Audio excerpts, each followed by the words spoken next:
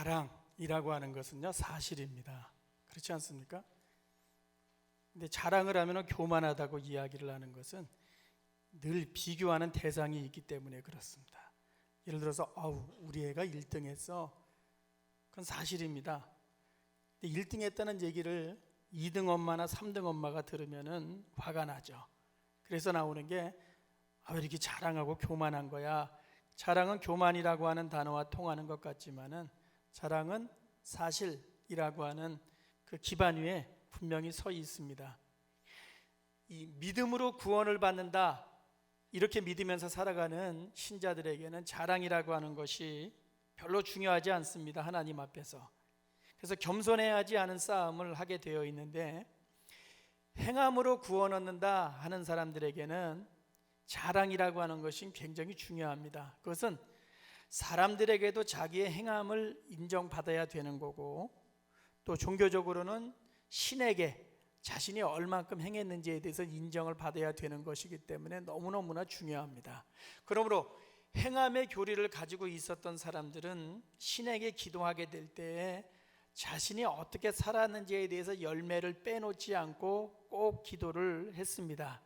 그래야지 칭찬도 받고 구원도 받는다고 생각했기 때문에 그러합니다. 그럼 누가 신앙생활을 하면서 제일 하나님 앞에서 행함을 강조하는 기도를 드렸을까? 바로 유대인들이었습니다. 그래서 예수님이 바리새인과 세리가 나오는 기도하는 비유를 통해서도 바리새인들이 무엇을 기도하고 있습니까? 자기가 무엇을 잘했는지, 그리고 자기가 잘했는 것으로 그치는 것이 아니라 비교를 통해서 저 사람보다 더 잘하고 있는 것이 무엇인지, 그러다 보니까 저 사람이 하지 못한 것이 무엇인지, 내가 이 공동체 내에서 어느 정도로 행함에 앞서 있는지에 대해서 하나님 앞에 강조함으로 말미암아 하나님이 나를 인정해 주시고, 그리고 내 구원이 완전하게 보장받을 수 있다고 생각을 했죠. 이것이 유대인들이 가지고 있는 기도에서 제일 중요한 것이기 때문에 저들은 아마 살아가면서 행함의 목록을 가지고 분명히 살아갔을 겁니다. 왜? 우리도 월요일부터 토요일까지 내가 어떻게 살아서 열매를 만들어갔는지에 대해서 적어놓지 않으면 다 잊어버리게 되는데, 다 잊어버리게 되면 기도할 때 하나님 앞에서 이것은 큰 신뢰가 되고 실수가 되기 때문에 월요일부터 차곡차곡 적어놓는 겁니다. 내가 금식을 몇 시에 했고, 내가 누구를 언제 도와주었고, 그리고 내가 말씀을 언제 읽었고, 차곡차곡 적어놓는 것은 나중에 기도할 때 하나님 앞에서 그대로 그 부분을 RM으로 말미암아 하나님이 나를 어여쁘이 보시고, 또 삶의 결과를 따라서 하나님이 나에게 응답과 함께 축복을 주실 것이라고 생각을 했습니다. 오늘 성경에서도 그것이 나오는데 11장 23절 말씀 보시겠습니까? 고린도후서 11장 23절 보시면 이렇게 말합니다. 바울 선생님이 그들이 그리스도의 일꾼이라고 자랑을 하고 있습니까? 나도 그리스도의 일꾼입니다. 그건 뭡니까? 나는 이야기하지 않으려고 했는데 주변에서 사람들이 이야기하는 걸 들으니까 너무나 자랑을 많이 하는 겁니다. 그래서 바울이 할 수 없구나, 여기서는 나도 그리스도의 일꾼으로 내가 얼마나 충성했는지를 말해야 되겠구나. 12장 1절에 가면 이렇게 말합니다. 내가 부득불 자랑합니다. 내가 자랑하지 않으려고 했는데 나는 그렇게 하는 사람이 아닌데 내가 할 수 없이 자랑합니다. 하도 여러분들이 자랑질을 했기 때문에 내가 할 수 없이 여러분 앞에서 자랑합니다. 그렇게 말을 합니다. 그것은 유대인들이 살아가면서 얼마나 이 자랑이라고 하는 것을 비중 있게 생각했는지, 5절에도 자랑이 2번 나오고 있고 6절에도 자랑이라고 하는 단어가 나오고 있습니다. 9절에도 자랑이라고 하는 단어가 나오고 있습니다. 그러므로 유대인들은 자랑을 중요하게 생각하는, 삶의 의미처럼 생각하는 그러한 공동체였습니다. 우리도 어느 모임에 가서 보면은 결국은 이 자식 자랑이나 자기 잘하는 거에 대해서 얘기하지 말아야지라고 결심하고 갔다가 결국은 터뜨리고 오는 경우가 꼭 있지 않습니까? 그리고 누군가 좀 자랑하는 것 같으면 안 입고 와갖고서 그냥 한 방 먹여주고 싶어갖고서 더 큰 자랑으로 그 분위기를 바꾸어 가려고 하는 그러한 모습들을 우리 모두 다 가지고 있습니다. 그것은 어쩌면 우리 모두가 살아가면서 본능에 속하는 그러한 모습일 수 있습니다. 그런데 오늘 바울이 약함이라고 하는 단어로 자기의 삶을 풀어갑니다. 첫 번째로 오늘 11장 24절부터 33절까지에 있는 말씀인데 사도 바울이 말합니다. 첫 번째, 나도 그리스도의 일꾼입니다. 내가 어떻게 살았는지, 어떻게 고생했는지 한번 들어보시겠습니까? 더 많이 수고했습니다. 감옥에도 많이 갔습니다. 매도 많이 맞았습니다. 죽을 뻔 많이 했습니다. 39대의 매를 내가 5번이나 맞았고, 몽둥이에 3번 맞았고, 돌에 1번 맞았고, 배 타고 가다가 3번 부서졌고, 밤과 낮으로 꼬박 바다를 표류하면서 내가 보냈던 시간들이 있었고, 강을 건널 때에도 위험하고, 동족을 만날 때에도 위험하고, 광야를 지나갈 때에도 위험하고, 도시에 들어가서도 위험이 있었고, 어디에 가든지 그 위험이 늘 옆에 있어 갖고서 내 삶은 온갖 위험으로 가득 차 있는 삶의 모습이었습니다. 노동과 고역으로 얼마나 시달렸는지 모릅니다. 선교 온 김에 와야 되는데 이것이 오늘날처럼 비행기로 오거나 열차로 오거나 오토바이로 오는 것이 아니라 인편으로 와야 했기 때문에 혹시 저쪽에 있는 교회에서 나에게 선교원금을 보냈다고 할지라도 인편으로 몇 달 걸려서 오면은 그 몇 달 동안 혹시 떨어지게 되면은 내가 그 혼자 굶어가면서도 그 시간들을 보내야 됐고, 감옥에 갇혀 있을 때에는 겨울이 되어서 정말 옷이 필요했는데 옷을 달라고 편지하면 편지가 가는데 몇 달이고, 또 옷이 오는데 몇 달이고, 그러다 보면 계절과 맞지 않아서 겨울에는 추운 가운데서 감옥에 갇혀서 보내는 경우도 참 많이 있었고, 나와 함께하는 동역자가 있어갖고서 좀 덜 외로웠으면 좋을 텐데 동역자를 한번 만나는 것이 그렇게 쉽지를 않았기 때문에 홀로 외롭게 이 일들을 감당했던 시간들이 너무나 많습니다. 그래서 뜬 눈으로 지내었던 시간도 많고, 정말 배가 고프지만 할 수 없이 줄이고, 목마르지만 참아야 됐고, 또 굶었던 시간들도 나에겐 참 많이 있습니다. 옷이 없어갖고서 헐벗었던 그러한 시간들이 많습니다. 사람들은 생각하기를 저 사람은 바울이기 때문에 훌륭한 복음 증거자이기 때문에 그런데 전혀 어려움이 없었겠지라고 생각하겠지만 여러분, 그렇지 않습니다. 내가 그렇게 살아왔습니다. 이렇게 말을 합니다. 그런데요, 과거에 고생한 것을 지금 이야기하면 무용담이 됩니다. 남자분들 군대 갔다 오고 나서 옛날 군대에서 자신이 어떻게 지냈는지 이야기할 때 뭘 강조합니까? 난 편안하게 보냈어, 아주 망고땡이었어, 이렇게 이야기하지 않습니다. 얼마나 어려웠는지 몰라. 거기 가서 남들이 하지 못하는 고생도 하고 훈련도 받고 아주 최전방이었는데 너무너무 힘들게 보냈어 하고 이야기를 해야지만이 본인이 고생했기 때문에 그것이 무용담처럼 들리게 되었고, 다른 사람들이 들을 때에도 저 사람은 정말 대단한 군인이었구나 라는 인상을 줄 수 있죠. 그래서 모두가 다 군대 이야기를 하면 조금씩은 이 과장돼서 이야기하는 그러한 모습들이 있습니다. 오늘 바울이 이렇게 고생했다고 하는 이야기를 들으면서 이 사람 정말 약한 사람이구나, 이 사람 형편없는 사람이구나, 이렇게 이야기하겠습니까? 본인이 약하다는 겁니까? 강하다는 겁니까? 강하다는 겁니다. 이거는요, 다른 사람은 경험하지 않는 이 고생을 했다고 하는 것은요, 이 사람 강하다는 이야기입니다. 만약 바울이라고 하는 선교사가 이곳에 와서 복음을 전하면서 얼마나 어려움을 당했는지 이야기를 하고 간증을 한다면 우리 모두는 다 이 기립박수를 치고 싶은 마음을 가지게 될 겁니다. 야, 저 사람이 예수 그리스도를 만나고 나서 정말 저렇게 고생하면서 복음을 전하면서 살아갔구나, 정말 훌륭한 복음 증거자구나 라고 모두가 이야기를 하게 될 겁니다. 누구보다 강한 선교사입니다. 견줄 만한 사람이 없습니다. 이렇게 간증할 수 있는 사람이 없습니다. 만약 정치가가 이렇게 살아왔다고 이야기를 한다면, 여러분 제가 이렇게 살아왔습니다 라고 말을 하면은 대통령감이야. 누군가 사업을 하면서 어려움의 과정들 속에서도 이 모든 과정들을 다 거쳐왔다면 정말 본이 되는 훌륭한 CEO야. 군대로 이야기하면 최고의 군인이야. 혹시 우리의 부대장이 그러한 과거의 경험을 가지고 있으면은 부대원으로서 나도 큰 프라이드를 가지고 있지, 우리의 부대장, 대대장, 연대장이 정말 저러한 분이었어 하고서 프라이드를 가지고 군대 생활을 하게 될 겁니다. 내가 실내 사격장을 갔는데 10발을 다 맞췄잖아, 그렇게 이야기할 때 누군가는 말하겠죠. 나는 전투에 나가서 적들도 많이 사살하고 생포도 많이 했지. 훌륭한 군인이라서 내가 훈장도 받았지. 나는 부대에 가서 공수부대 훈련을 받았지. 나는 비행기에서 수백 번 낙하산을 타고 뛰어내린 사람이야. 나는 바다에서 배 타고서 해상 훈련을 한 사람이지. 나는 백령도에서 북한군과 전투를 한 사람이야. 고생담이죠. 무용담입니다. 강하다는 겁니다. 그런데 오늘 바울이 30절 말씀에서 이렇게 말하고 있습니다. 내가 할 수 없이 여러분에게 자랑합니다. 약한 것을 자랑합니다.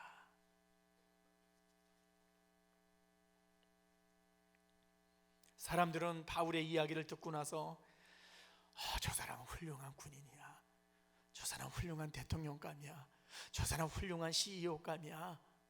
대단한 선교사야 라고 말하지만 바울은 알죠. 하나님, 먹을 것이 없는데 어떻게 해야 되죠? 입을 곳이 없는데, 이 감옥에서 너무나 추운데, 헐벗었는데, 나 선교사로 부름을 받았는데 하나님 어떻게 지내야 되죠? 어디 오는지도 알지 못하는데, 내가 주님을 위해서 헌신한다고 했는데 이런 거 가지고 이렇게 마음이 약해지나요 주님? 내가 주님 앞에 무릎을 꿇고서 이렇게 울부짖어야 됩니까? 탄식해야 됩니까? 그러지 않아야 되는데 내가 왜 그렇게 하고 있는지 모르겠습니다. 이런 기도를 얼마나 하나님 앞에 많이 드렸겠습니까? 그런데 사람들은 그의 이야기를 들으면서 저 사람은 대단한 사람이야 라고 말하지만, 하나님 앞에 서 있는 바울은 알고 있는 것이죠. 본인이 정말 얼마나 연약한 인간이었는지, 하나님 앞에서는 부족한 인간이었는지. 사람들은 그의 삶에 박수를 쳐주고 있지만은 그는 그 전에 천만의 눈물의 빵을 먹으면서 울부짖었던 그러한 사람이라고 하는 것을 스스로 알죠. 그런데 바울이 말하죠. 여러분, 이렇게 고생했었습니다. 그런데 내가 부득불 자랑하는 것은 약한 것을 자랑합니다. 그럼 그 이야기를 듣는 사람, 그 간증을 듣는 사람들은 박수를 치다가 어떻게 되겠습니까? 뒤집어지겠죠. 왜? 너무 감동을 받아갖고서 저 사람이 저렇게까지 겸손한 거야 이렇게 말하겠죠. 이 사람이 약한 사람입니까? 약한 사람 아닙니다. 그러나 그는 알았습니다. 예수 믿고 나서 그에게 일어난 변화는 무엇입니까? 하나님 앞에서 나는 어떠한 아이인가, 어떠한 모습인가 하는 것을 놓치지 않았기 때문에, 여러분, 내가 자랑하는 것은 훈장이 아닙니다. 계급장이 아닙니다. 내가 자랑하는 것은 하나님 앞에서는 약함이라고 하는 단어밖에 붙잡을 것이 없습니다. 이것입니다. 두 번째, 오늘 고린도후서 12장 읽었던 말씀입니다. 여기서 또 말합니다. 여러분, 부득불 자랑합니다. 할 수 없이 자랑을 합니다. 내용은 이것입니다. 셋째 하늘까지 갔었습니다. 대단한 영적인 경험이었습니다. 몸 안에 있었는지 몸 밖에 있었는지 모를 정도였습니다. 인간으로는 표현할 수 없는 말을 들었습니다. 굉장한 계시였습니다. 그런데 내가 비정상입니다. 내가 건강하지 못합니다. 여러분, 병을 낫게 해달라고 얼마나 하나님 앞에 기도하면서 간구했는지 모릅니다. 고통이 너무나 컸습니다. 지금 이 성경을 쓰면서도 이 병 때문에 고통을 겪고 있습니다. 너무나 고통스럽기 때문에 내가 사탄의 하수인이라고 부르고 있습니다. 이 병이 나의 평생을 따라다니는 것 같습니다. 나를 괴롭히고 있습니다. 감옥에 있을 때는 더 힘들고, 복음을 전하다가도 혹시 이 병이 드러날까 봐 내가 얼마나 걱정하면서 마음 졸이면서 복음을 전하는지 모릅니다. 어느 날 주님이 나에게 말씀하셨습니다. 바울아, 내가 약할수록 내 능력이 더 강해지는 거야. 너의 삶의 에너지와 힘은 나 예수야. 너는 이 녀석아 너의 힘으로 사는 게 아니야. 너의 모든 것은 내가 붙잡고 있어. 뭘 걱정하니? 네가 아프다고 병으로 죽을 것 같니? 내가 살리는데 병이 있으나 없으나 무슨 상관이야. 바울은 병으로 죽지 않았습니다. 누군가 병이 있다고 내게 뭐라고 하겠지만은, 비록 내가 약할 때 주님의 능력이 강해짐을 내가 믿습니다. 그러면서 그가 오늘 12장 10절에서 말합니다. 여러분, 내가 예수님을 위해서라면 약한 것을 기뻐합니다. 능욕을 기뻐합니다. 궁핍을 기뻐합니다. 박해를 기뻐합니다. 공고한 가운데 있는 것을 기뻐합니다. 내가 약할 때 정말 나는 정말 그때 강한 사람입니다. 여러분, 나는 그러한 사람입니다. 약하다는 겁니까?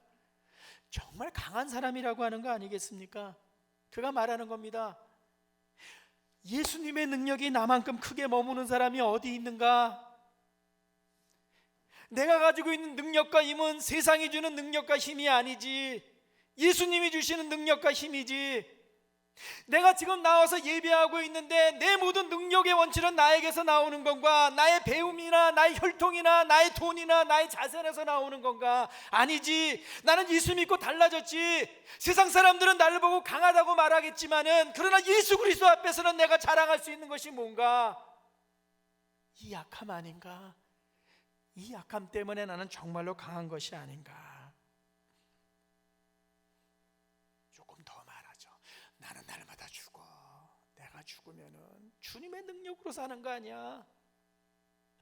내 안에 사는 것이 내게 아니야. 내 안에 사는 것이 예수 그리스도야. 그게 나의 삶이기 때문에 나는 두려워하지도 않아, 무서워하지도 않아. 두려워하는 일들이 많고 무서워하는 일들이 그의 삶 속에도 무지무지 많았는데, 그럼에도 불구하고 내가 사는 게 아니야. 예수님이 사는데 내가 뭘 걱정하고 있어? 왜 걱정하고 있는지 모르겠어. 주님이 나에게 능력과 함께 평강을 주시겠다고 하는데 왜 나는 그 마음으로 살아가고 있지? 내가 아프다고 못 간 곳이 어디 있는가?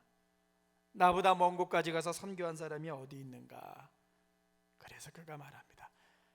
나는 약함을 자랑합니다. 이렇게 말을 합니다.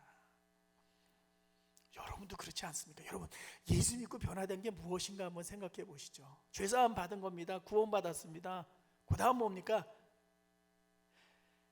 내 힘으로 살던 거에서 이제는 주님의 힘을 의지하면서 살아가는 인생으로 바뀐 거 아니겠습니까? 기도하고 찬양하고 예배드리면서 우리의 고백이 무엇입니까? 오늘 이 말씀 아니겠습니까? 진정한 강함이 무엇입니까? 이 약함 속에서 강함이라고 하는 것을 경험하면서 살아가는 사람들이 예수 믿는 신자 아니겠습니까?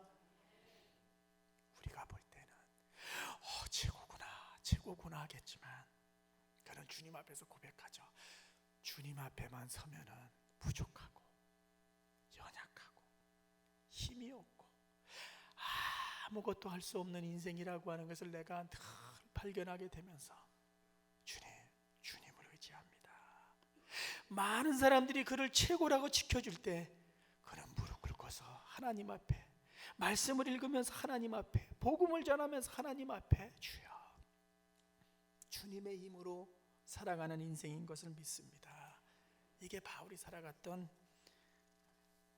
믿음의 고백이고, 여기 앉아있는 우리 모두의 믿음의 고백 아니겠습니까? 믿음의 고백.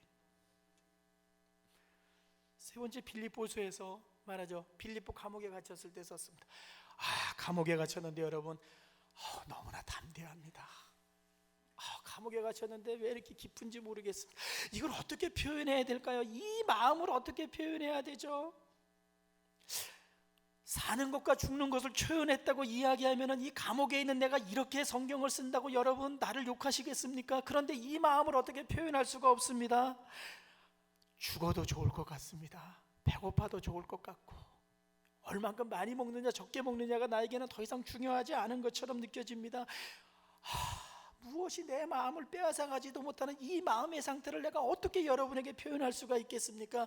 그러면서 우리가 너무나 잘 아는 성경 구절 이렇게 쓰지 않습니까? 내게 능력 주신 자에서 내가 모든 것을 할 수 있다.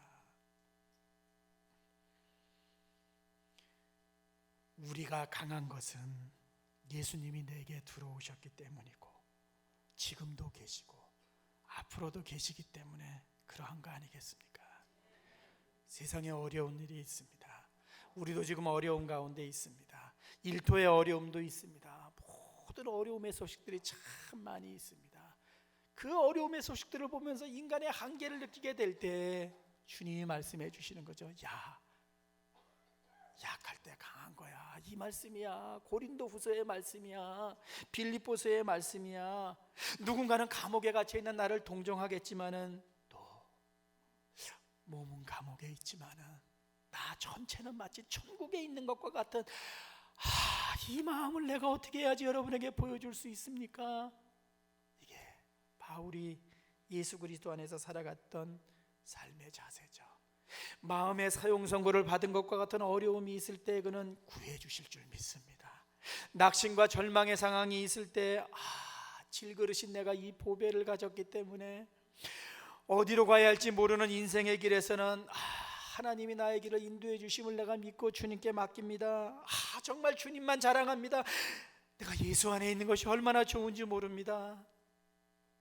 우리도 1년 365일 이렇지는 않지만은 왜 우리의 연약감 때문에, 그러나 어떠할 때에는 아주 많은 날 동안 여러분 이것 때문에 눈물을 흘리고, 이것 때문에 사랑을 고백하고, 이것 때문에 믿음이 소중한 것을 알고, 이것 때문에 세상을 이기고, 이것 때문에 일어서고, 이것 때문에 낙심해서 소망의 자리로 나오는 것이 우리의 삶의 모습 아닙니까?